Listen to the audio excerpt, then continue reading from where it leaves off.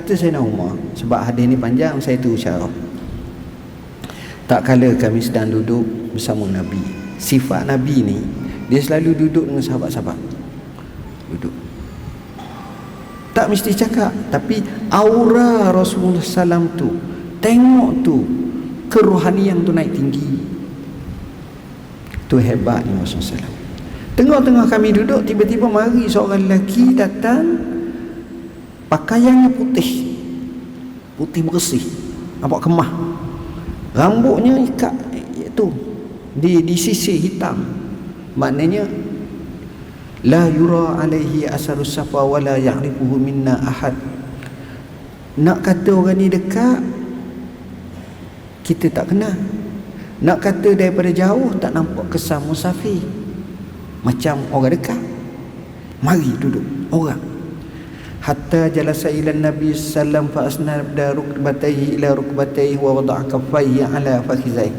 Dia pergi kat Nabi, dia pelaga kepala lutut dia dengan kepala lutut Nabi, dia letak tangan dia atas peha Nabi. Oh, dekat benar lah. Sekaki mulut antara satu sama lain seolah-olah ni. Cara tu sekarang tak boleh tu. Tok Imam kata tak boleh, kaki aku geli mulut duk rapat sangat. Sebab itu duduk jauh-jauh. Tapi sebenarnya zaman dulu dia rapat-rapat. Yang kedua, ini kita tengok cara dia mari nak belajar tu. Kalau kita cari seat hak belakang dulu, cari hak tiang, hak dinding. Minta maaf, saya bukan kata apa-apa.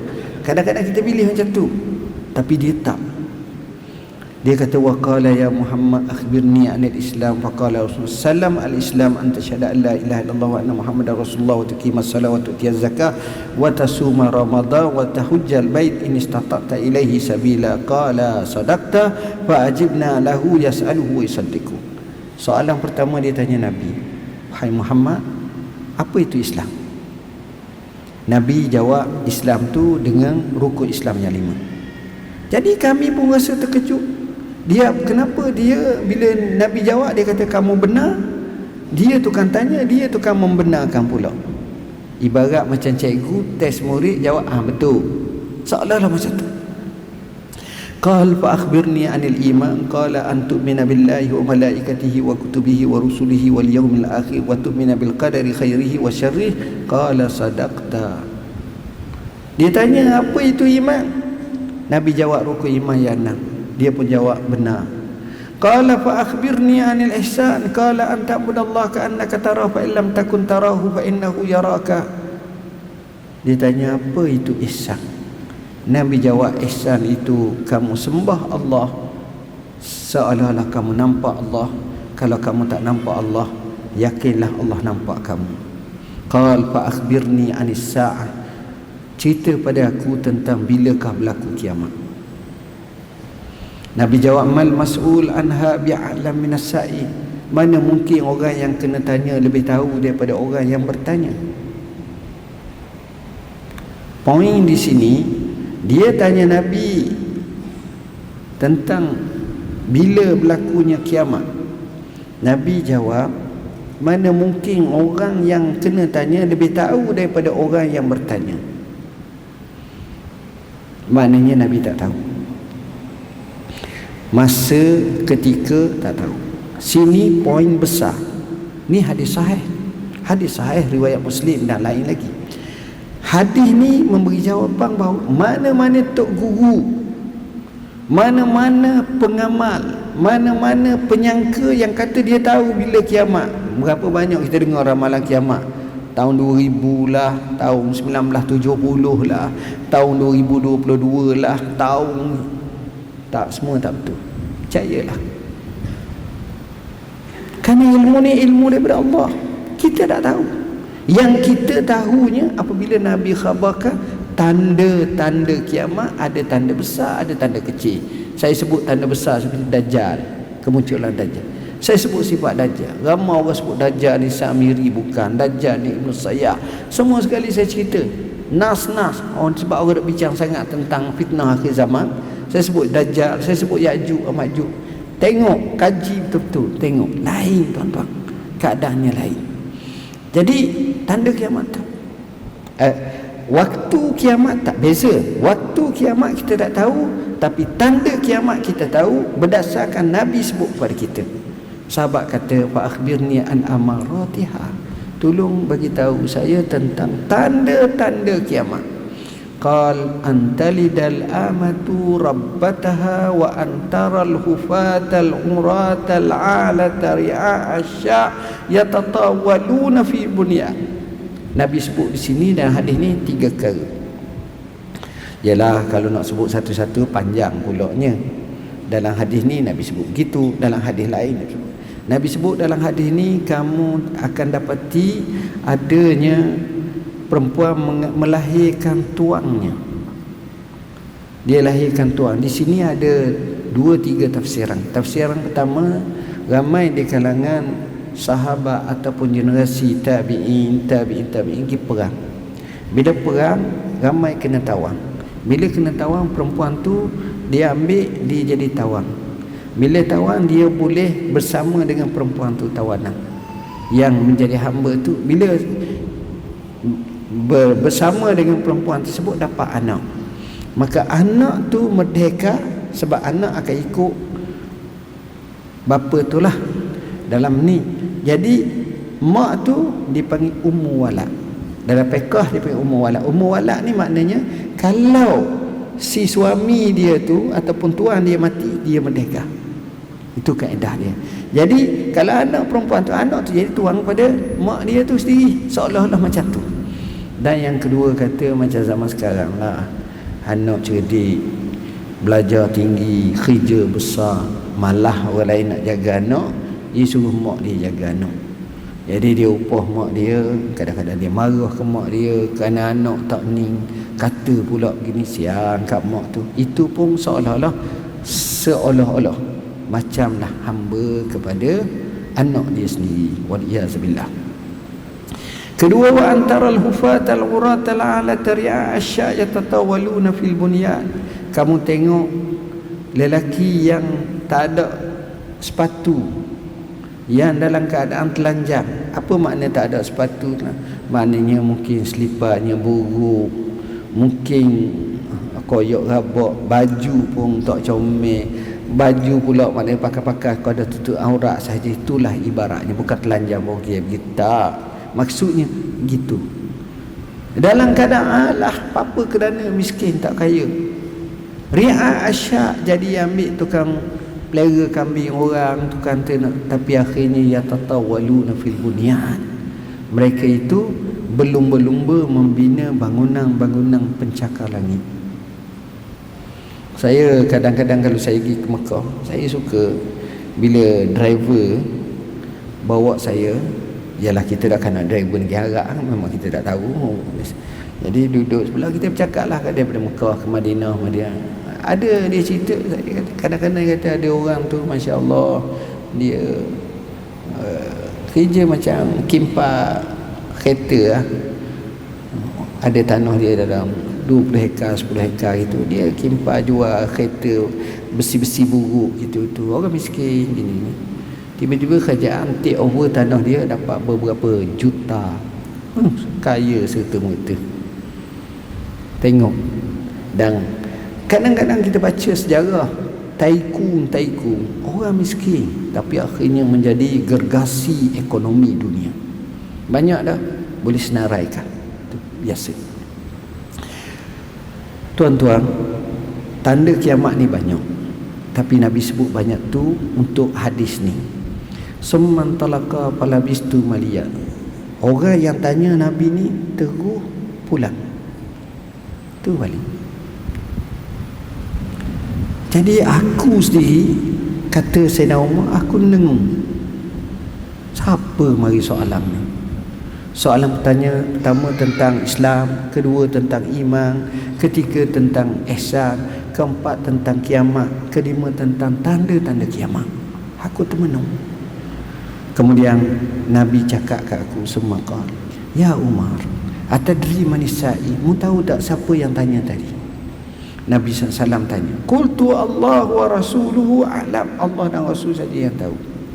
Qal fa innahu Jibril atakum yu'allimukum dinakum. Itulah Jibril yang datang kepada kamu mengajar agama kamu. Jibril ni malaikat. Malaikat dalam nas menyebut dicipta daripada cahaya. Itu malaikat. Syaitan, iblis dicipta daripada api, unsur lain-lain. Kita dicipta daripada tanah. Kullukum min Adam wa Adam min turab, asalnya. Baik. Jadi malaikat ini kata ulama dia sifatnya boleh tasyakul. Apa makna tasyakul? Dia boleh merupakan diri dia dengan rupa orang. Apa-apa rupa dia boleh, malaikat ni, dengan izin Allah. Jadi Jibril ni dia merupakan orang datang. Dan ada kala dia merupakan, ada kata pernah merupakan seperti Dihyah Al-Kalbi. Dihyah Al-Kalbi ni sahabat Nabi yang banyak merantau. Dihyah ni orang comel, cantik. Kalau dia berjalan, orang ceritanya anak-anak perempuan ni duk tengok, ngendak kat dia lah, terbalik lah. Orang comel. Cerita orang comel ni zaman dulu ada, tak ramai lah. Tapi kalau saya nak cerita tu panjang, banyak kisah-kisah menari ada. Jadi malaikat Jibril ni kadang-kadang dia rupa macam tu. Malaikat pernah merupakan masa perang Badar. Itu banyak kisah. Bila Allah Subhanahu Wa Taala kata kami turunkan mereka 3,000 malaikat, 5,000 malaikat. Sahabat kata aku paling kanan, paling kiri aku tengok ada seorang tu bersama kami dan ekor dia punya serban ti 2 dan dia tak cakap banyak. Kadang-kadang kami nak libah musuh, jatuh dah. Kena dah. Itu Allah tunjuk dan Allah zahirkan. Malaikat boleh merupa dengan izin Allah. Hadis yang ketiga muka surat 27. Daripada Abi Abdurrahman Abdullah bin Umar radhiyallahu anhu, beliau berkata, saya mendengar Rasulullah SAW bersabda, buniyal islamu ala khamsin, syahadati an la ilaha illallah wa anna muhammadar rasulullah, wa iqamis salat, wa ita'iz zakah, wa hajjil bait, wa shaumi syahri ramadan. Hadis ni diriwayatkan oleh Imam Bukhari dan Muslim oleh anak Sayyidina Umar. Anak Sayyidina Umar ni dia pernah mimpi syurga, mimpi neraka. Dia mengadu kepada Rasulullah SAW. Dia pernah mengadu kepada Rasulullah SAW. Bila dia mengadu kepada Rasulullah SAW, apa yang berlaku tuan-tuan? Rasulullah SAW dia mengadu pada kakak dia Hafsah, isteri Rasulullah, tentang syurga neraka. Rasulullah kata apa? Ni'mal abdu Abdullah law kana yusalli bil lail. Sebaik-baik hamba itu Abdullah kalau dia sembahyang malam. Nabi cara dia, kalau dia puji orang, dia akan sangkutkan dengan sesuatu ibadat ataupun kebaikan. Tu cara Nabi. Dia tak beri blank check, ni baik ni, tak. Tapi dia akan syaratkan dia jadi baik kalau dia sembahyang malam. Jadi kawan ni tak pernah tinggal sembahyang daripada umur muda sampai ketua. Itu dia. Jadi hadis ni saya rasa saya tak perlu syarahkan, sebab hadis ni hadis hukum Islam yang kita tahu satu persatu. Hadis yang keempat, kejadian manusia amalan berdasarkan yang terakhir. Daripada Abi Abdurrahman Abdullah bin Mas'ud radhiyallahu anhu, beliau berkata Rasulullah SAW telah memberitahu kami, inna ahadakum yujma'u khalquhu fi batni ummihi 40 yawman nutfah summa yakunu 'alaqah misla zalik summa yakunu mudghah misla zalik summa yusalu ilaihi al-malak fayanfukhu fihi ar-ruh wa yu'mar bi 4 kalimat. Sesungguhnya seorang kamu dihimpunkan pada kejadiannya dalam perut mak kamu tu, mak 40 hari pertama mani, setitis mani yang dipanggil sebagai nutfatin amsyaj. 40 hari kedua dia berbentuk alaqah ataupun kita kata uritus yang gantung pada dinding rahim. 40 ketiga dia jadi segumpal darah janin, macam janin dah, maknanya 120 hari. Kemudian datang malaikat tiup ruh. Sebab itu perempuan bila dia mengandung peringkat pertama dia tak rasa apa. Sampai 120 hari dia rasa gerau. Maknanya telah dihidupkan, dinyawakan janin dalam perut mak tu. Kemudian kata dia wa yu'mar bi 4 kalimat. Yang ini rahsia Tuhan. Ditulis dah pada kita semua ni ada 4 perkara. Tak boleh lari saya, tuan-tuan, anak kita, cucu kita semua ni hak ada 4 perkara. Apa dia? Rizki, wa ajalihi, ajal, mati bila, mati sebab apa, wa amalihi wa syaqiyun aw sa'id. Dia ni orang bahagia ke orang celaka? Allah, yang tu kita takut. Sebab tu kena minta dengan Tuhan, ya Allah. Fa wallazi la ilaha ghayruhu inna ahadakum la ya'malu bi'amali ahli jannah hatta ma yakunu bainahu wa bainaha illa dhira' fayasbiqu alaihi alkitab fa ya'malu bi'amali ahli an-nar fayadkhuluha. Boleh jadi seorang daripada kamu telah melakukan amalan ahli syurga sehingga jadilah antaranya dengan antara syurga itu melainkan sehasta sahaja. Orang kata dia ni ahli syurga, oh dekat, baik. Tapi dekat nak mati dia beramal dengan ahli neraka, maka masuk neraka. Begitu juga wa inna ahadakum la ya'malu bi amali ahli an-nar hatta ma yakun bainahu wa bainaha illa zira' fa yasbiqu alaihi alkitab fa ya'mal bi amali ahli jannah fa yadkhuluha. Ada orang tu bodoh beramal jahat, amal neraka. Orang kata ni ahli neraka lah. Tiba-tiba dekat nak mati dia beramal dengan ahli syurga, dia masuk syurga. Hadis ni tuan-tuan yang menyebabkan kita takut. Kita ni bukan dihukum masa kita, tapi kita dihukum, dinilai masa kita mati. Baik-baiklah, tak baik wal-iyazbillah. Tu yang kita takut. Sahabat Nabi seorang tu pergi perang luar biasa, lawan orang sahabat puji semua. Nabi kata tidak, dia ahli neraka. Jadi orang rasa heran, kenapa? Jadi ada orang perhati, dia perang memang dia lawan musuh.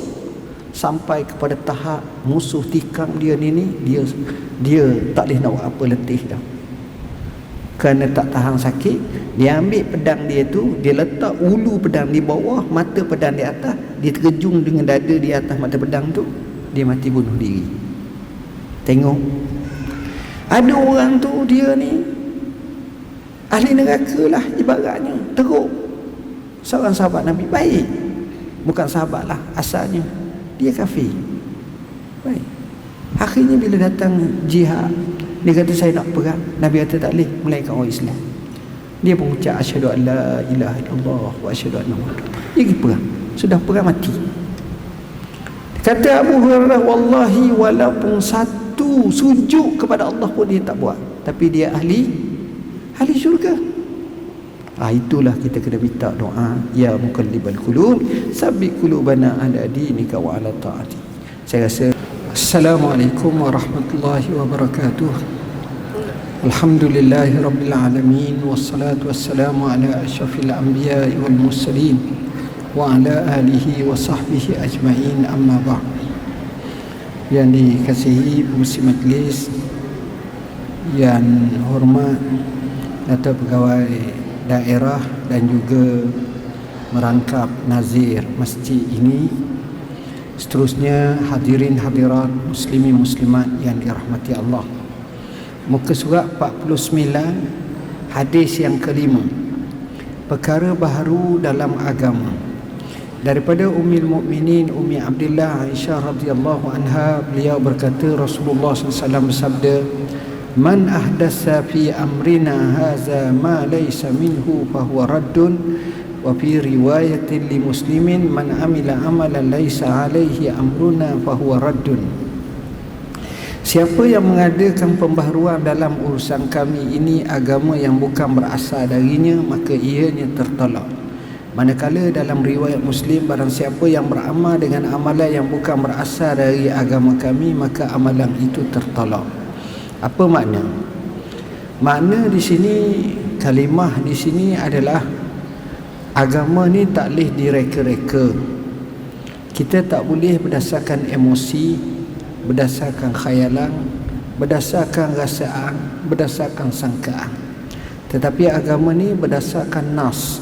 Nabi buat, Rasulullah buat, apa Rasulullah suruh, apa Rasulullah larang. Itu maknanya agama. Cuma kita kena faham, yang menjadi pemudah kepada agama boleh, yang menjadi penolong kepada agama boleh, yang menjadi sebagai keselesaan untuk agama tu boleh. Maksud saya begini, kita azan kita tak tambah, kita lafaz azan macam tu. Tapi kita faham suara azan kita ni tak kuat.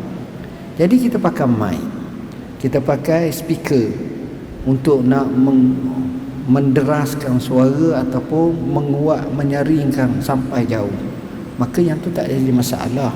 Bahkan itu boleh ramai lagi yang dengar suara azan. Itu baik, tak jadi masalah. Kita ada masjid kita ni kita bina kipah, kita bina aircon, kita letak dengan peraturan yang baik, kita bersih, ini tak ada masalah. Dia menjadi senang, selesa dalam agama, iaitu dibenarkan dalam Islam. Baik. Hadis yang ke-6. Rasulullah sallallahu alaihi wasallam bersabda, muka surat 59. Halal dan haram itu jelas. Innal halala bayyinun wa innal harama bayyinun wa bainahuma umurun mushtabihat la ya'lamuhunna katsirun minan nas faman ittaqa syubhat faqad istabra'a li dinihi wa irdihi wa ma waqa'a fi syubhat waqa'a fil haram karra'i yar'a hawla al-hima yushiku an yarta'a fihi ala wa inna likulli malikin hima ala wa inna himallahi maharimuh ala wa inna fil jasadi mudghah idza salahat salahal jasadu kulluh wa idza fasadal jasadu kulluh ala wa hiyal qalb. Sesungguhnya yang halal itu jelas dan yang haram itu jelas. Antara keduanya terdapat perkara yang syubhah yang tak diketahui oleh sebahagian manusia. Maka siapa yang menjauhi perkara syubhah bermakna dia menyelamatkan agama dan kehormatannya. Siapa yang terjerumus dalam perkara syubhah maka dibimbangi akan terjerumus dalam perkara yang diharamkan, sebagaimana pengembala yang membawa haiwan gembalaannya di sekitar padang larangan, maka lambat laun dia mungkin akan memasukinya. Ketahuilah bahawa setiap raja memiliki larangan dan larangan Allah apa yang dia haramkan. Ketahuilah bahawa dalam diri ini terdapat segumpal daging. Jika ia baik maka baiklah seluruh tubuh ini, dan jika ia buruk maka buruklah seluruh tubuh. Ketahuilah bahawa ia adalah hati. Tuan-tuan dan puan-puan yang dirahmati Allah, hadis ni yang pertama nak bagi tahu kita halal dan haram tu nyata. Riba haram, jual beli halal, jelas contoh. Tapi antara dua-dua tu ada yang syubhah. Orang kata macam mana pula menega mata wang, macam mana pula umpamanya emas yang orang buat macam pelaburan begiang-begiang yang kita tengok dari sudut qabak ke tidak qabak. Yang ini orang yang pakar yang tahu. Jadi sebahagian daripada ulama, bahasa yang paling mudah, apa-apa yang menjadi keraguan kita tinggal. Yang syubhah, kadang-kadang kita tengok hak tu okey, hak ni tengok tak okey. Macam baru ni kita timbul jual beli cara cedok, macam mana boleh tak? Kami telah jawab panjang lebar, hukumnya tak dibolehkan. Banyak nas-nas, kalau nak tahu boleh rujuk dalam laman web kami Maktabah Al-Bakri, ada soal jawab hukum yang kita jawab satu persatu. Perkara-perkara syubhah inilah yang patut kita kena jarakkan. Cuma yang menjadi orang-orang zaman dulu, dia bukan sekadar masalah hukum syarak, tapi dia gabung dengan hukum warak. Bila warak ni dia tengok betul tak, kalau tak betul macam mana. Hak warak-warak ni dia tinggal tu. Yang ni payahlah tuan-tuan kalau kita nak hidup. Imam Nawawi sendiri tuan-tuan, dia pengarang kitab ni. Dia duduk di Damsyik, dia tak makan buah-buahan di Damsyik. Sebab dia kata mungkin pertukaran tanah tu orang ni ambil, generasi ni rapah, hak tu ambil ni. Jadi syubhah banyak.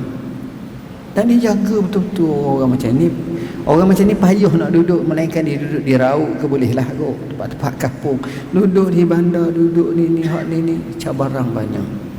Inilah peraturan dalam hidup. Jadi siapa yang dapat selesai daripada syubhat, dia telah pelihara agama dan maruah dia.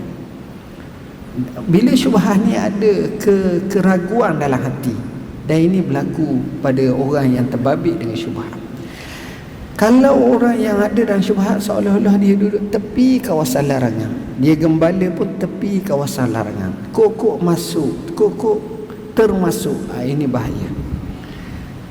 Setiap raja dia ada larangan dia, maka Allah pun sama. Segala yang diharam itulah larangannya. Dan hadis ni berakhir dengan sebut, nak tengok orang tu okey ke tidak, tengok hati dia. Hati dia baik, insya-Allah baiklah. Hati dia tak baik, maka tak baiklah. Ni pentingnya hati dalam kehidupan manusia. Jagalah hati, supaya hati kita baik, maka anggota badan kita juga akan jadi baik. Hadis seterusnya, hadis yang ke-7. Pelbagai jenis nasihat. Daripada Abi Ruqayyah Tamim ibn Aus Ad-Dari radhiyallahu anhu bahawa Nabi sallallahu alaihi wasallam bersabda, ad-dinun nasihah. Qulna liman? Qala lillahi wa likitabihi wa lirasulihi wa li'aimmatil muslimin wa ammatihim. Agama itu merupakan nasihat. Kami bertanya, kerana siapa? Sabda Nabi, bagi Allah, kitabnya, rasulnya, pemimpin-pemimpin orang Islam dan masyarakat. Maknanya semua nasihat. Nasihat tuan-tuan. Ibu bapa nasihat anak-anak. Suami nasihat isteri. Boleh juga isteri nasihat suami. Tapi biasa kalau isteri nasihat suami marah. Jarang. Dia hak tinggi naik nasihat ke atas, dia lain. Nasihat ni penting. Apa makna nasihat? Nasihat ni daripada bahasa Arab, daripada nasahtu. Nasahtul asala. Kalau nasahtul asala ni maknanya saya nasihat kepada madu. Bukan nikah dua, madu tentu lain. Madu sini madu lebah. Apa makna nasihat pada madu lebah? Maksud nasihat di situ ialah, kalau kita tengok orang ambil madu lebah, dia akan ambil madu tu, dia akan ambil dengan sarang-sarang. Sarang madu ni dipanggil liling. Saya tak pandai sangat, tapi saya sebut umum. Bila nak ambil sarang dengan liling, dengan anak lebah, dengan telur, dengan apa semua sekali ni, dia tak boleh makan gitu. Kecuali setengah orang-orang asli boleh lah. Dia akan tapih, menapih madu daripada sarang dia, daripada liling dia, tinggal madu pure. Itu dipanggil nasihat. Baju kita rosak, cari, kita kata nasahtus saub. Mana kita tampar balik. Dalam bahasa yang mudah, nasihat ni kalimat yang kita pilih sifatnya ringkas, mudah dan dapat diikuti, masuk ke dalam jiwa. Kalau panjang tu namanya bleber, belete. Itu bukan nasihat. Kita dengan isteri kita, anak baru lepas STPM ataupun start atau SPM, dapat belajar di USIM. USIM tu nilai Negeri Sembilan, jauh. Saya jadi pengusi situ, saya sebutlah senang, USIM. Jadi mak ni tahu dah daftar pukul 9 pagi ataupun sampai pukul 12 tengah hari. Jadi pukul 4 pagi bangun dah, masak nasi minyak, nak makan anak ni. Makanlah. Lepas mayang subuh tu, siap-siap semua, mak siap, suami isteri ni siap dah ni, anak pun ada. Kira-kira selepas mayang subuh, dalam pukul 6.30 tayar pun bergolek. Bismillah, tawakkalna ala Allah, bergolek tayar. Mak ni pun mulalah bercakap, mak, hang tu bangun lewat, ni mesti bangun awak. Daripada start sampai masuk tu, sampai keluar tu, sampai masuk tu, sampai masuk plus highway balik, sampai keluar tu nilai tu, bleber je semua. Betul, hok ni satu baju kamu kena basuh, baju begini, hok ni. Daripada sekecil-kecil mak ni cara anak ni. Akhirnya mak ni letih. Anak ni buka air gau bagi ke mak. Mak minum dulu. Monggok. Sambung pula. Itu beletek. Nasihat ni macam mana? Sudah daftar semua, abah ni pun ambil duit 500 ya. Mak belanja duit ni. Hang jangan balik mak, biar luluh sembahyang malam, ingat pesan abah. Tu nasihat. Pak patuh tu. Hak tu anak dia pegang. Aku tak boleh balik ni kalau aku gagal ni susah. Ayah aku suruh aku sembahyang malam. Allah payah aku. Hak tu hak nasihat. Hak mak tu daripada 3 jam setengah. Berhenti ke RNR, berhenti kerana dahaga, itu bukan nasihat. Itu mengingatkan balik nostalgia perangai anak dia tu, dia sebut.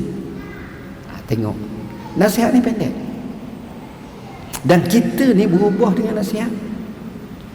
Ada orang kayu gini kayu besar, bisnes gini, sini sana temu orang kau wow perangai pun tak berubah, gini meeting sana sini. Tiba-tiba temu Tok Iman seorang. Tok Iman tu kawan dia. Tok Iman biasa selama dia kat dia, Tok, kita dah jadi gini tu, masjid jangan tinggal. Kawan ni pun marah. Kau ni tak tahu ke aku sibuk? Baru set up 3 lagi syarikat baru. Tengah ni kau tak tahulah mam. Ham ni duk main masjid je lah, dia marah gini. Tengah marah dia bagi 50 riyal Tok Imam senyap. Dia marah umpanya. Balik rumah cakap pula dengan bini, apa tu Imam, tentanglah kita kawan dengan dia lama gini, mau tak faham lah kadang kita. Tak apa. Sampai masa dia nak tidur, dia tengok kipas, dia tengok ekor, dia mari mikir. Betul juga kata Tok Imam. Aku tak boleh dah duduk gini. Umur pun tua dah. Nak masuk 50 dah. Tak jadi ya Allah. Surah bala dah pergi masa aku kecil, memang aku rajin pada Tok Imam dulu. Sekarang jauh dah pergi sembahyang ya Allah. Akhirnya malam tu juga dia pergi tandah dia, mandi ambil sembahyang, menghadap kat Tuhan malam tu. Esok cokoh ada di sini. Tok Imam tengok, ya Allah, nasihat. Sepatah je, sikit je. Tu pesan nasihat. Nasihat bila datang daripada hati, kembali pada hati. Nasihat kalau datang daripada mulut, tak siapa mana. Sebab itu Nabi sebut ni. Cerita bab nasihat panjang, saya tak dapat nak kisahkan. Dia boleh ceramah satu ceramah bab nasihat ni kepada semua sekali lah, kepada pemimpin, kepada rakyat, kepada apa, semua boleh. Agama adalah nasihat. Kemudian hadis yang ke-8, kehormatan seorang Muslim. Sabda Rasulullah SAW, umirtu an uqatilan nas hatta yashhadu an la ilaha illallah wa anna muhammadar rasulullah wa yuqimus salah wa yutuz zakah wa iza fa'alu zalika asamu minni dima'ahum wa amwalahum illa bihaqqil islam wa hisabuhum 'ala Allah ta'ala. Nabi kata, aku disuruh memerangi orang manusia ni biar mereka mengucap la ilaha illallah, asyhadu an la ilaha illallah wa asyhadu anna muhammadar. Mereka dirikan solat, mereka tunaikan zakat. Kalau buat macam tu, dia selamat. Harta benda dia, darah dia, melainkan hak Islam. Hak Islam ni maknanya kalau dia bunuh orang, dia kena bunuh lah. Sebagai contoh. Baik. Wa hisabuhum 'ala Allah, hak tu pembalasan atas Allah. Hadis ni jangan orang ingat bahawa kita ni kena perang-perang, tak. Kita kena dakwah. Dakwah. Kerana kesan dakwah ni, kenapa kita nak sangat manusia semua? Sebab kita agama benar. Inna ad-dina indallahi Islam. Islam ni bukan agama orang Melayu. Islam ni agama Allah. Allah akukan Islam. Nabi-nabi dulu pun Islam. Ini yang disebut dalam nas Al-Quranul Karim. Jadi kita nak ajak manusia hak baik. Apakah salahnya? Bahkan itu sepatutnya. Kita suka ke anak kita, isteri kita, keluarga kita tak baik? Tak. Begitu juga dengan kawan kita, jiran kita dan seumpamanya. Saya tengok pendekatan dakwah moden ni luar biasa. Masa saya jadi mufti dulu, daripada Amerika ada, daripada England ada. Mari. Dia panggil street dakwah. Orang putih. Saya tanya dia, awak dakwah ni macam mana ramai orang masuk Islam? Dia kata mudah je tu. Kami guna amat-amat basic. Kami temu dengan orang tu, how are you, gini. Kami sebut, may Allah or may our God bless you. Dia berubah. Sebab ucapan doa ni jarang berlaku kepada orang bukan Islam. Kalau dia buat pun tak kena. Macam kata selamat pagi. Yang selamat tu pagi, orang tu tak tentu selamat lagi. Tapi kalau assalamualaikum atas mung tu dapat selamat. Tu dalam Islam. Beza tuan-tuan. Hadis yang ke-9, perintah larangan serta binasanya umat terdahulu. Daripada Abi Hurairah Abdurrahman bin Sakhr radhiyallahu anhu, beliau berkata, saya mendengar Rasulullah SAW bersabda, ma nahaitukum anhu fajtanibu wa ma amartukum bihi fa'tu minhu mastata'tum fa innama ahlakal ladzina min qablikum kasratu masailihim wa ikhtilafuhum ala anbiya'ihim. Apa yang aku suruh buat, apa yang aku larang tinggalkanlah, berdasarkan kepada kemampuan kamu. Sesungguhnya binasa mereka sebelum kamu banyaknya bertanya dan berbantah kepada nabi-nabi. Zaman dulu beramal banyak, cakap kurang, soal kurang. Zaman sekarang banyak bercakap, banyak tanya, beramal tak ada. Kita derbak ni, semayang tarawih 8.20, 8.20. Awak buat apa? Jarang kau pergi masjid. La ilaha illallah. Dah bincang bab 8.20, 8.20. Yang pentingnya buat. Jangan tak buat. Tapi kita dah bincang 8 rakaat ke 20 rakaat. Ya Allah, itu pun sunat. Itu pun sunat. Saya ingat masa Syekh Al-Banna rahimahullah, dia mari sebuah masjid. Hari tu hari Ramadan. Jadi ada dua kelompok. Kita nak sembahyang 8 ke 20. Hak ni kata 8, beri hujah. Hak ni kata 20. Al-Banna jawab, saya nak tanya tuan-tuan, hukum sembahyang tarawih ni sunat ke wajib? Sunat. Sepakat sunat, semua tak ada soal. Hukum jaga perpaduan dan hukum jaga ukhuwah Islamiah ni wajib ke sunat? Wajib. Jadi malam ni kita buat wajib dululah. Kita buat wajib. Yang awak dah bergaduh yang sunat-sunat ni, ini jadi masalah. Duk khilaf. Buat sembahyang. Ini yang kita nak. Sekarang kita nampak duk bincang, tapi pelaksanaan tak ada. Yang ini banyak tuan-tuan. Sekarang kita tukar. Bincang boleh, tapi ibadat tu banyak. Itu lagi baik. Bahkan itu yang dituntut. Hadis terusnya, hadis yang ke-10, rezeki yang halal dan doa. Sabda Rasulullah SAW, inna Allah tayyibun la yaqbalu illa tayyiba. Allah ni bersih, suci, dan tidak terima melainkan yang bersih, suci. Wa inna Allah ta'ala amara al-mu'minin bima amara bihil mursalin. Allah perintah orang beriman sebagaimana Allah perintah para nabinya, rasulnya. Faqala ta'ala ya ayyuhar rusulu kulu minat tayyibati wa'malu salihah. Hai rasul-rasul, makan daripada yang baik-baik dan beramallah yang soleh. Wa qala ta'ala ya ayyuhallazina amanu kulu min tayyibati ma razaqnakum. Hai orang yang beriman, makanlah daripada yang baik-baik yang kami rezekikan kepada kamu. Tengok. Nombor 1, kita disuruh makan yang baik-baik. Makan yang baik-baik ni ada dua. Satu, makan yang baik-baik itu dari segi makanan tu baik-baik, maknanya halal. Ingredient makanan tu halal. Makan ikan, makan daging lembu yang disembelih dengan betul, makan daging ayam yang disembelih dengan betul. Itu satu. Yang kedua, makanan walaupun yang halal yang disembelih dengan betul, yang ini cara dapatan tu. Janganlah makan lembu curi, janganlah makan ayam hak curi. Itu tak betul juga. Walaupun ayam tu dia curi, dia sembelih, dia bismillah. Dia tak pakai potong dia selalu ke masak selalu, dah. Walaupun dia buat macam tu, orang curi ayam, dia curi, dia dapat ayam tu, dia nak makan, dia bismillahirrahmanirrahim, sembelih dulu. Dia taklah kata ambil tuku, katak kepala gitu ke ayam tu, mati, dah. Tapi haram makan sebab cara dapatan. Dan yang ketiga yang juga disuruh ialah kita ni bila nak makan ni cari yang baik-baik. Yang baik-baik yang kita nak cari makanan ni yang sesuai dengan tubuh kita. Macam kita lah, perut Melayu, nak makan roti pagi, petang, siang, malam, tak tahan kat perut. Jadi sesuai dengan kita. Doktor selalu cakap, awak jangan makan macam ni, banyak ni kecil manis, ni darah tinggi, ni kolesterol, ni gula, macam mana. Susah kita. Jadi buat. Jadi orang panggil nas ni juga menunjukkan cara hidup sihat. cara hidup sehat. Baik.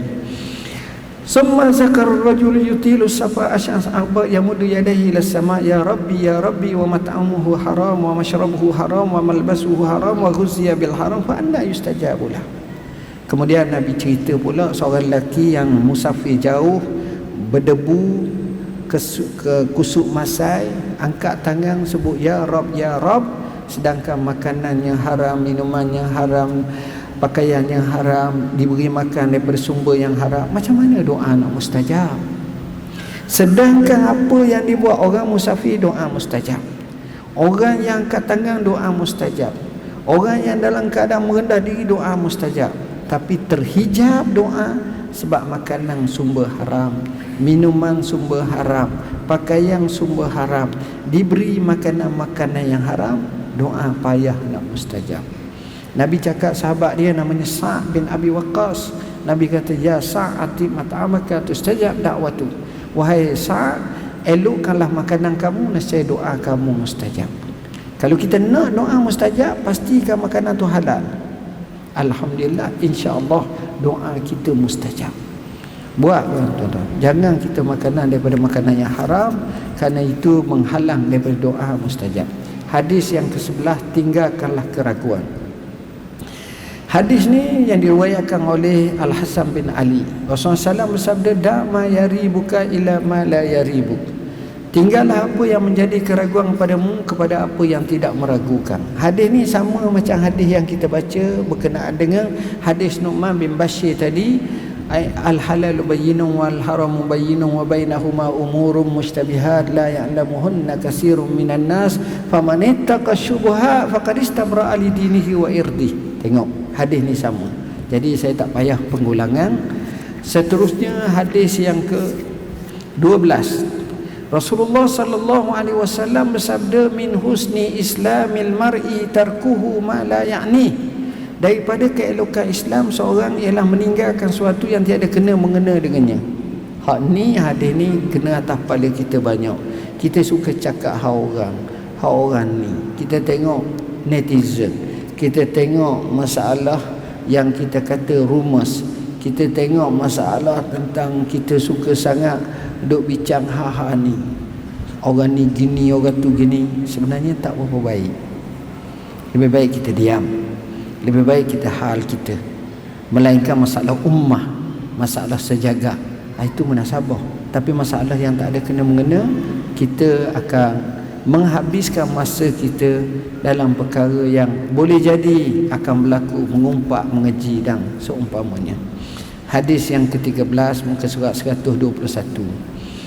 Mengasihi sesama Islam. Daripada Abi Hamzah Anas bin Malik radhiyallahu an khadam Rasulullah SAW, Nabi bersabda, la yu'minu ahadukum hatta yuhibba li akhihi ma yuhibbu li nafsihi. Tidak sempurna, tidak beriman seorang kamu sehingga dia kasih saudaranya macam dia kasih diri dia sendiri. Hadis ni ada dua. Pertama, Nabi mulakan dengan makna tidak beriman. Tidak beriman di sini bukan makna kafir. Tidak beriman ni ada dua. Kalau kita baca bermula dengan tidak beriman, ada dua. Sama ada dia panggil nafis sihah, yang kedua dia panggil nafi al-kamal. Nafis sihah ni maknanya menafikan kesahihan iman, makna betul kufur. Macam mana? Ya, ini yang terkait dengan akidah. Bila terkait dengan akidah, yang ada kena mengena dengan akidah, maka di situ dia ni kufur. Itu biasanya disebut. Tetapi kalau dia ini berkenaan dengan kehidupan, dengan hubungan, biasanya ini dia panggil nafyul kamal. Apa makna? Nafi kesempurnaan iman. Jadi hadis ni tidak sempurna iman seorang kamu sehingga dia kasih kepada saudaranya macam dia kasih pada diri. Apa makna kasih pada saudara? Kasih kepada saudara ni ada martabak dia, tuan-tuan. Martabak yang paling tinggi namanya martabatul isar. Martabak ni payah kita nak buat. Apa makna isar? Isar tu maknanya pengorbanan yang sungguh-sungguh. Macam Sa' ibn Ar-Rabi' disatukan, dipersaudarakan, dia orang Madinah dengan Abdurrahman bin Auf, orang Muhajirin, sahabat yang kaya raya. Sa' ibn Ar-Rabi' kata apa pada Abdurrahman bin Auf? Wahai Abdurrahman, aku ada 2 bini. Mu tengok hak mana seorang mu kenal, mu suka, aku cerah dia, mu kahwin. Aku ada 2 bidang tanah, mu ambil separuh, aku ambil separuh. Aku ada. Sayyidina Uthman. Abdurrahman kata, semua aku tak berhajat. Pinjamkan kepada aku ataupun hutang kepada aku segantang tamar, tunjuk kepada aku pasar. Dulu ni ala su, tunjuk aku pasar. Aku nak menikah. Tengok. Mana ini martabat Isa yang Allah Subhanahu Wa Taala sebut dalam Quran, wa yusiruna ala anfusihim walau kana bihim khassasah. Mereka sanggup korban atas diri mereka sekalipun. Sahabat Nabi nak mati dahaga air. Mari orang ni nak beri minum air. Sahabat ni kata air. Dia tulis beri kepada sahabat ni. Sahabat ni nak minum air, dengar air sebelah beri ni. Sampai 7 sahabat. Akhirnya yang ke-7 tu nak bagi, dengar hak ni kata bagi hak ni. Tengok hak ni mati, hak ni mati, hak ni mati, semua tak dapat minum air. Dalam keadaan ketika luka parah masa perang. Nak cerita Isa ni sejarah luar biasa. Syekh Abdurrahman Sumai cerita dia pernah sampai bantuan kepada orang miskin di Afrika yang lapar, beri makanan. Orang ni dia kata, berapa hari dah tak makan? Saya 3 hari dah tak makan makanan ni. Bila dia tengok makanan ni, kata Syekh Abdurrahman As-Sumai, kawan tu tunjuk belakang. Dia kata, saya tak boleh makan, beri kepada jiran saya di belakang tu. Kenapa? Jiran saya 7 hari dah tak makan, dia 3 hari tak makan, bagi. Itu dia panggil martabat Isa. Cuma hadis ni sekurang-kurangnya, yang pertama, kita tak menyusahkan sahabat kita, kita tak menyakitkan dia, kita doa untuk dia. Itu pun macam beriman dah tu. Dan kita bantu seadanya apa yang sepatutnya. Setakat tu okey dah, alhamdulillah. Hadis yang ke-14, hak darah seorang muslim. Rasulullah sallallahu alaihi wasallam bersabda, la yahillu damu mri'in muslimin yashhadu an la ilaha illallah wa anni rasulullah illa bi ihda salas, sayyibu zani wan nafsu bin nafs wa tariku li dinihi al mufariqu lil jamaah. Hadis ini menjadi perbincangan hangat ulama. Bilakah manusia orang Islam ditumpahkan darahnya, sama ada dia bunuh orang, sama ada dia penzina yang muhsan, yang sudah berkahwin, yang ini dari segi hukum Islam. Yang ketiga, yang meninggalkan agama dia sendiri. Hadis yang ke-15,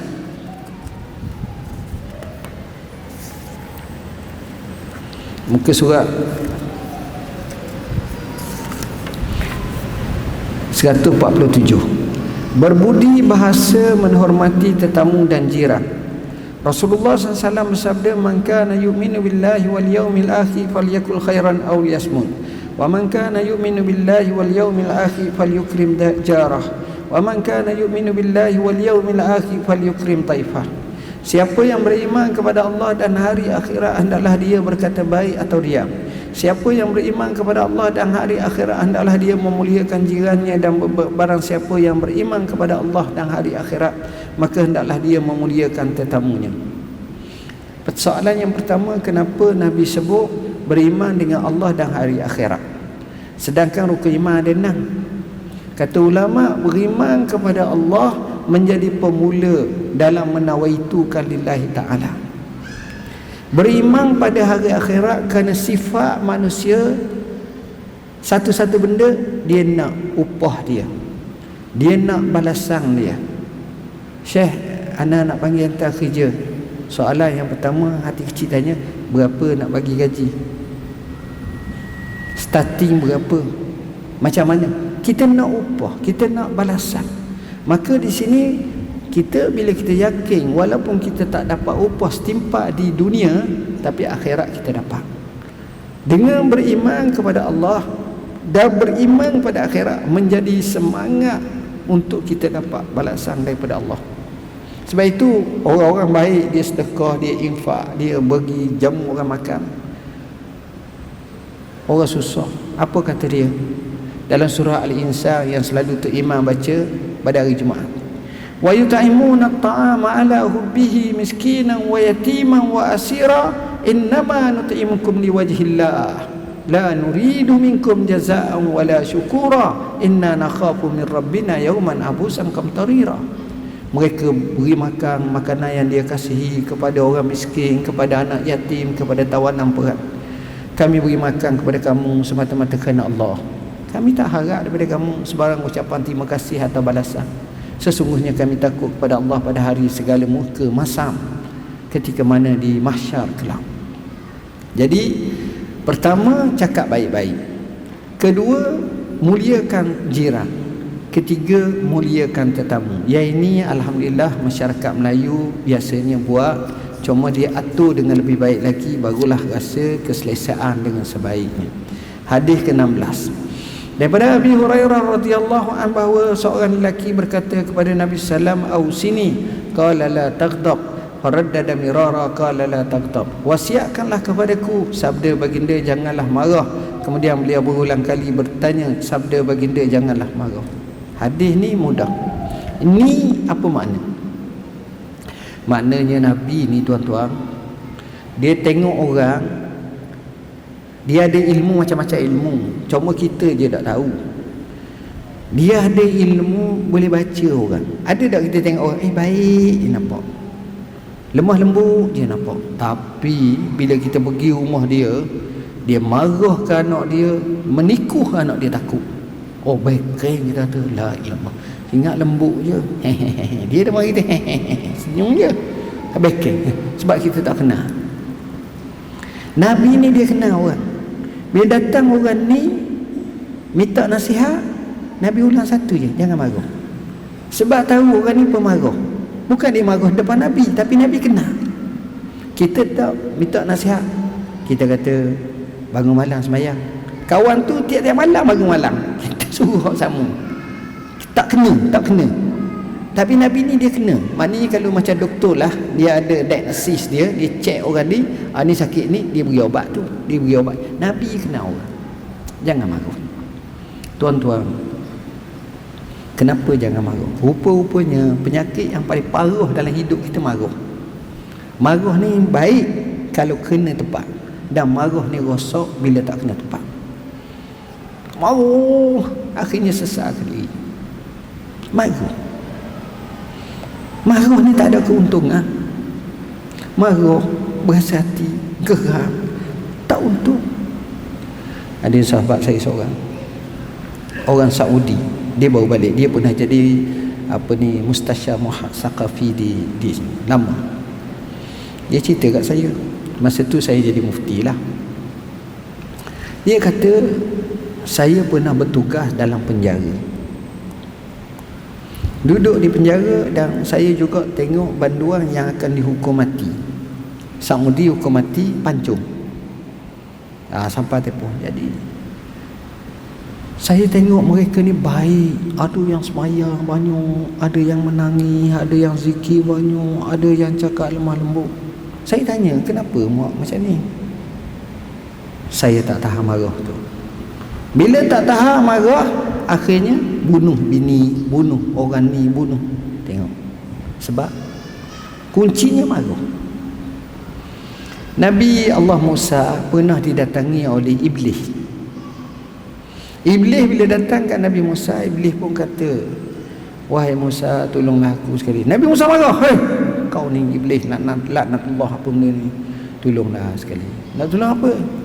Tolong minta dengan Tuhan supaya Allah terima taubat aku. Nabi Musa pun bercakap dengan Allah, wa kallamallahu Musa wa taklima. Dia boleh bercakap. Dia pun datang kepada Iblis, dia pun bagi tahu, Allah boleh ampun dosamu, Allah terima taubatmu, tak ada masalah. Tapi dengan syarat, kamu pergi ke kubur Nabi Adam, kamu sujud.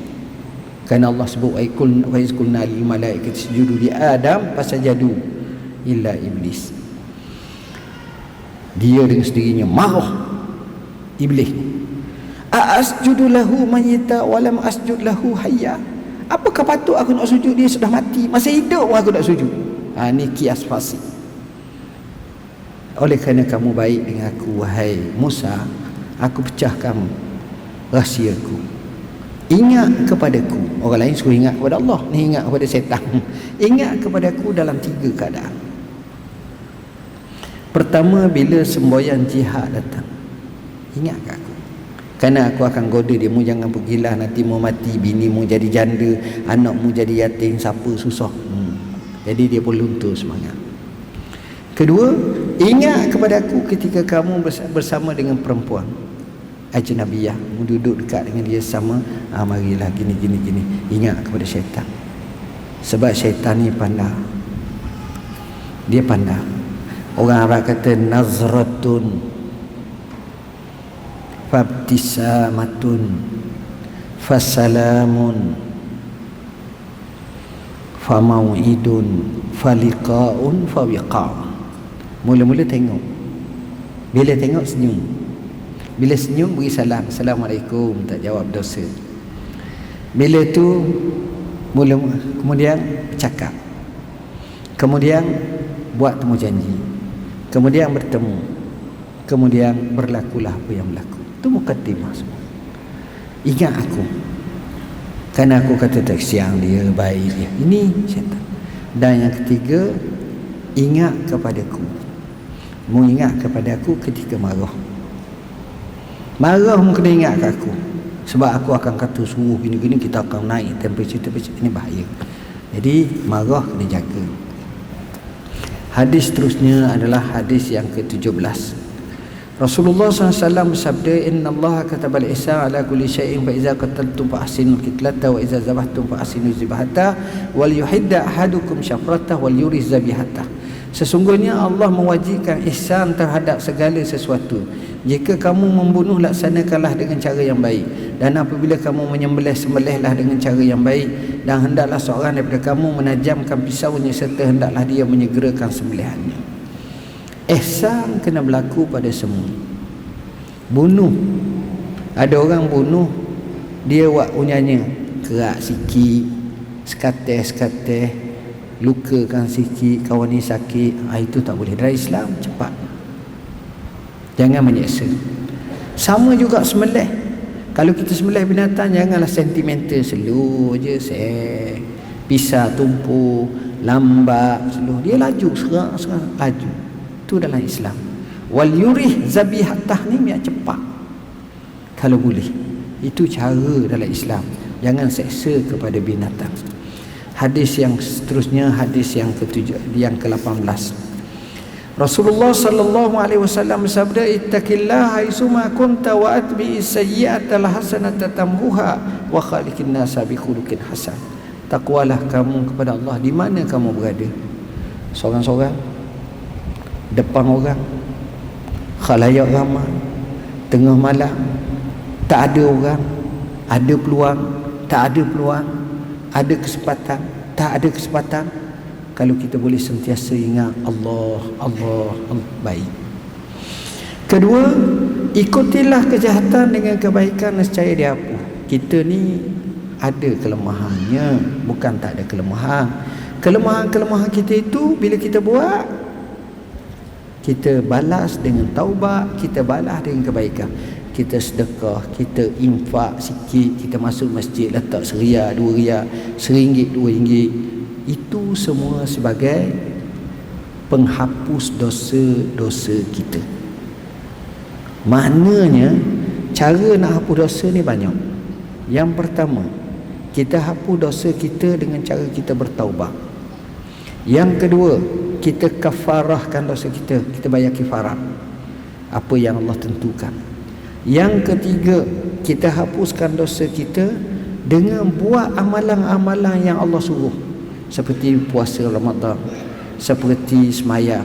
Nabi kata Ramadan ila Ramadan kafaratul lima bainahuma. Antara puasa Ramadan dengan puasa Ramadan kifarat semua dosa. As-salawatul khams, begitu juga semayang antara 5 waktu ni kafaratul lima bainahun, dia dapat hapus antara dosa-dosa itu. Ambil wudu boleh hapus dosa. Haji wa umrah, Nabi kata tabi'u bainal haji wal umrah fa innahuma yanfiyan al-faqra waz-zunuba. kamu iringilah antara haji dan umrah, kerana kedua-duanya dapat membasmi kefakiran dan juga dosa-dosa.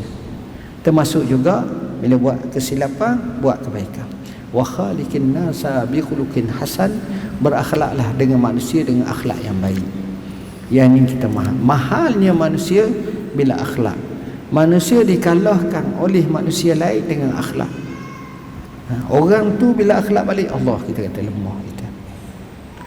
Tapi kalau orang tu dengan rasa ni, kita tambak dia dengan akhlak, dia jauh, dia terasa daripada kita tambak dia dengan kekayaan, dengan harta, dengan apa-apa, beza. Yakin kepada Allah. Hadis ni panjang. Kuntu khalfan Nabi SAW yauman faqal. Satu hari Abdullah bin Abbas membonceng belakang dengan Nabi, naik unta atau kuda. Nabi cakap, ini perangai Nabi. Setiap kali dia bertemu dengan orang tua, muda, kanak-kanak, dewasa, ni dia beri nasihat sesuai dengan orang tu.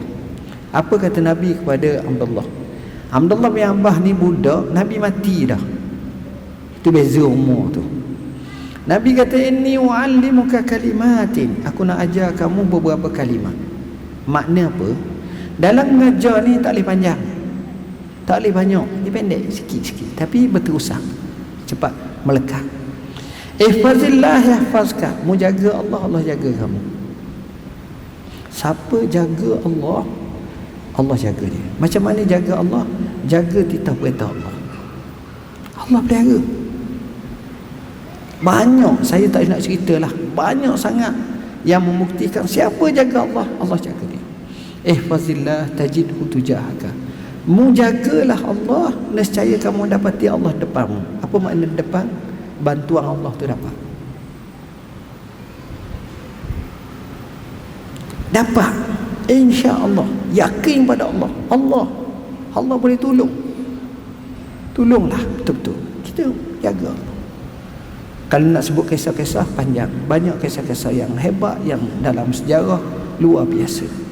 Iza sa'alta fas'alillah, kalau kamu minta, mintalah dengan Allah. Angkat tangan. Orang lain kaya, orang tu kaya, orang tu lebih kaya, orang tu paling kaya, orang tu hebat, orang tu kaya, tapi Allah bukan kaya, tapi Allah maha kaya, maha kaya, hebat Allah. Nanti dalam hadis lain kita akan bincang lagi. Wa iza sta'anta fasta'in billah, bila kamu minta tolong dengan Allah, minta tolong dengan Allah. Disebut wa'lam annal ummata law ijtama'a ala yanfa'uka bi syai'in lam yanfa'uka illa bi syai'in katabahu Allahu laka.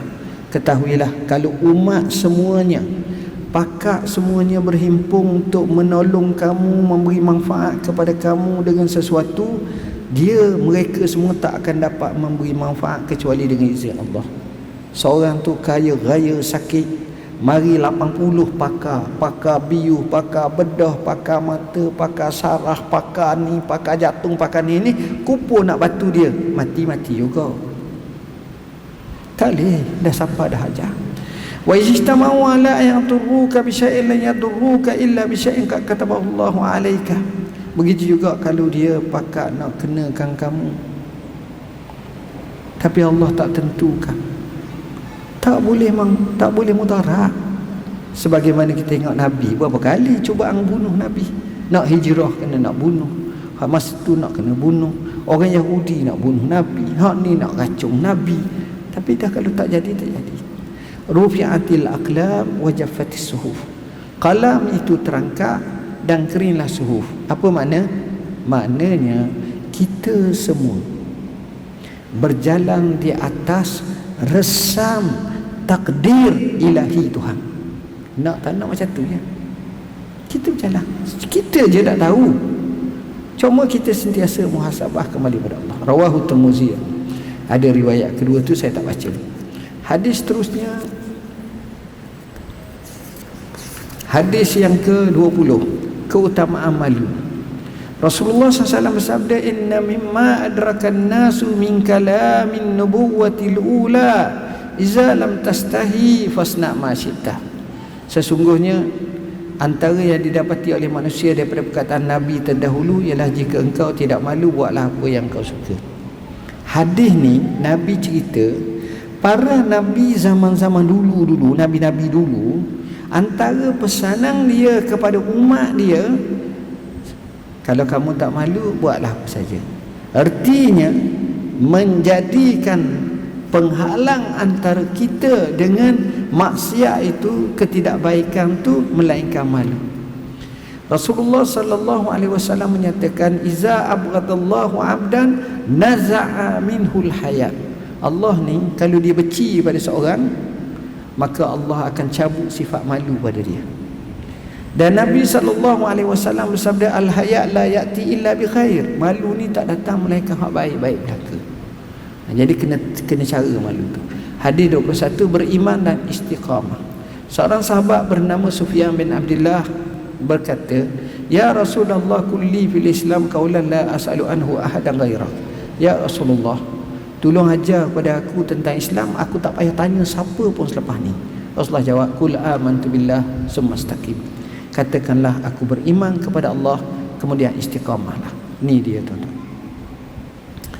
Soalannya yang paling payah dalam hidup kita ni istiqamah. Beriman kepada Allah, istiqamah. Istiqamah ni banyak. Istiqamah dalam perkara kebaikan, istiqamah daripada perkara yang wajib, istiqamah dalam perkara yang sunat, macam-macam istiqamah. Cuma kalau kita ambil istiqamah yang tahap tertinggi, kita lemah. Contoh, semayang. Siapa boleh semayang semua ni? Semua boleh semayang. Tak ada seorang tak boleh semayang. Ni semayang semua. Istiqamah baguslah. Tapi kalau kita up sikit, siapa di kalangan kita yang jaga semayang sunat, qabliyah dan ba'diyah? Tak agak dah. Tanya lagi, siapa yang di kalangan kita boleh jaga solat jemaah di masjid? Solat jemaah tu payah dah. Solat jemaah di masjid, oh lagi payah. Kalau boleh buat 8 hari solat berjemaah di masjid tiap-tiap waktu, tok wali lah dia tu lah. Payah kita nak buat benda ni. Ni istiqamah. Istiqamah ni, siapa boleh sembahyang malam? Semua boleh sembahyang malam. Tapi siapa boleh sembahyang malam setiap malam? Allah, berat. Masa buka Hagia Sophia atau Hagia Sophia, Turki, kota Istanbul yang dipanggil Konstantinia oleh Muhammad Al-Fatih, nak semayang di masjid besar hari Jumaat, siapa nak jadi naik atas mimbar? Siapa nak baca khutbah, nak berkhutbah? Muhammad Al-Fatih buka. Siapa di kalangan kamu sejak balik tak pernah tinggal semayang fardu? Ramai semua. Siapa di kalangan kamu yang tak pernah tinggal semayang rawatib? Separuh dah tak ada. Siapa yang di kalangan kamu sejak akhir balik tak pernah tinggal solat malam? Semua duduk, tak ada seorang, kecuali dia sendiri. Bila keadaan dia sendiri, akhirnya apa yang berlaku? Muhammad Al-Fatih bangun, dia naik atas mimbar. Ni istiqamah, tuan-tuan. Jadi rupa-rupanya istiqamah ni payah sangat dalam hidup kita. Tapi benda tu bukan mustahil. Kita boleh buat istiqamah ni sikit-sikit. Kita tak mampu nak buat semua, nak baca Quran 10 juz sehari, nak zikir 14,000 sehari, nak sedekah 400 sehari, nak ni tak mampu. Tapi kita buatlah sembahyang sikit, baca Quran sikit, zikir sikit, ibadat sikit. Ini senang kita. Nak buat ni boleh buat 3 hari, lepas tu tidur 3 malam, letih. Tak gerak. Kita kederak kita macam mana? Ini istiqamah. Sebab itu penting jaga betul-betul.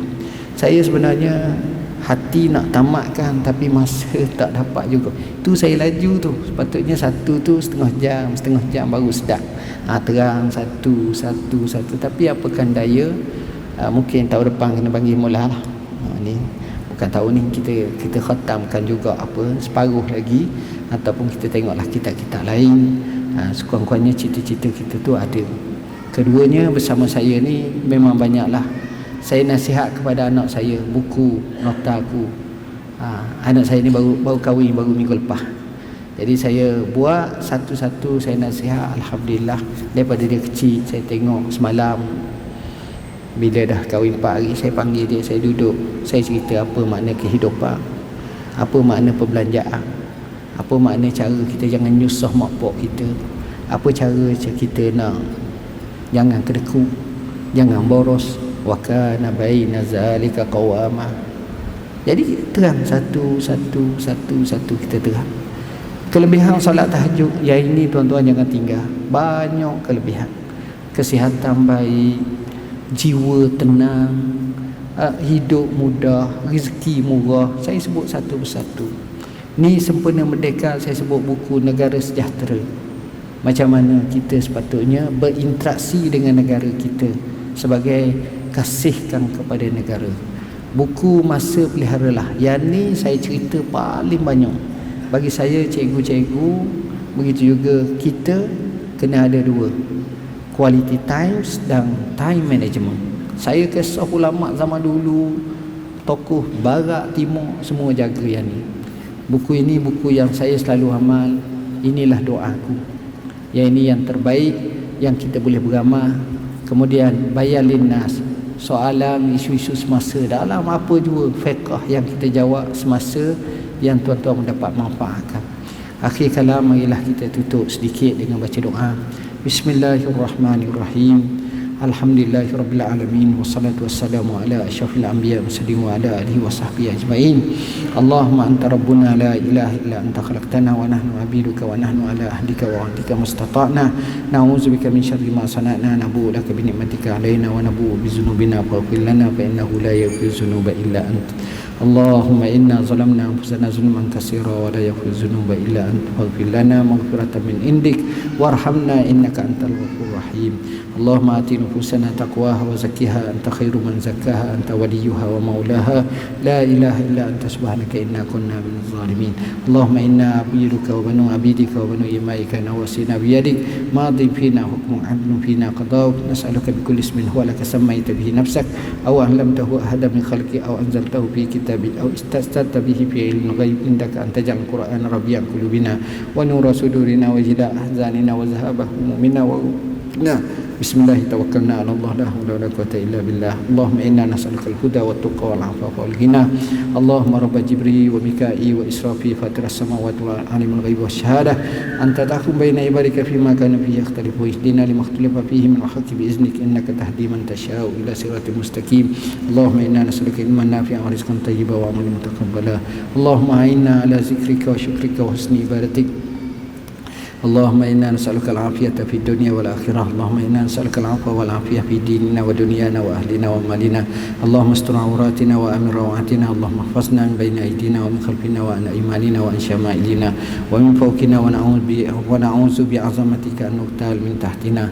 Bismillah. Allahumma innaka 'afuwun tuhibbul 'afwa fa'fu 'anna. Ya hayyu ya qayyum bi rahmatika nastaghits aslih lana sha'nana kullahu wa la takilna ila anfusina tarfata 'ain wa la aqalla min dhalik. Allahumma la sahla illa ma أنت سهلا وأنت تجعل الحزن إذا شئت سهلا. اللهم اكفنا بحلالك عن حرامك وأغننا بفضلك عمن سواك. ربنا هب لنا من أزواجنا وذرياتنا قرة أعين واجعلنا للمتقين إماما.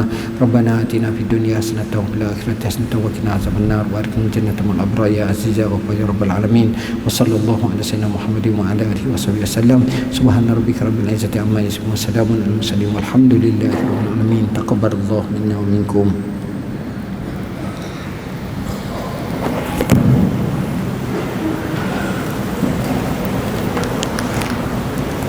Alhamdulillah, terima kasih ucapkan kepada Yang Berhormat Datuk Dr. Yusli bin Muhammad Al-Bakri di atas Aura Kitab Al-Zahari. Sebagai tanda penghargaan dan kenang-kenangan, majlis diteruskan lagi dengan acara